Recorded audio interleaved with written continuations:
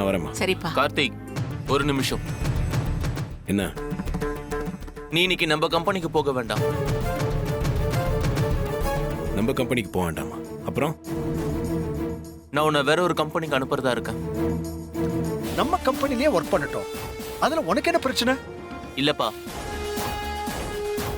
கார்த்தியை நம்ம group of கம்பெனில எங்க அனுப்புனாலும் அவனை முதலாளியா தான் பாக்குறாங்க. யாரும் அவனை லேபரா பாக்குறது இல்ல. அதுக்கு அவன் என்னப்பா பண்ண முடியும்? அவன் செஞ்ச ப்ராமிஸ்ல எந்த தப்பும் இல்லாம காப்பாத்துறான். அதுல ஏதாவது மிஸ்டேக் இருந்தா சொல்லு, கண்டிக்கலாம். அதை விட்டுட்டு தினமும் ஒரு கம்பெனியை மாத்துறது சரியில்லை. இல்லம்மா, அப்பா பொறுப்புல கம்பெனி இருந்தப்ப நாங்க வேலை செஞ்சிருக்கேன். அப்ப எனக்கு எந்த சலுகையும் காட்டல, எல்லா வேலையும் செய்ய சொன்னாங்க. ஆனா கார்த்திய முதலாளியா தான் பாக்குறாங்க. அதான் இப்ப பிரச்சனையே. நீ வேற எதையும் மனசுல வச்சுக்கிட்டு தான் இப்பெல்லாம் பேசுறேன்னு நல்லா தெரியுது.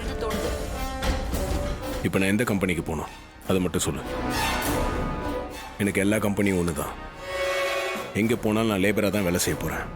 எனக்கு அதில் எந்த பிரச்சனையும் இல்லை. என் ஃப்ரெண்டு ஒருத்தி இருக்கா, அவ பேரு ரம்யா விஸ்வநாதன். என் கூட படிச்சவ, பெரிய இண்டஸ்ட்ரியலிஸ்ட்.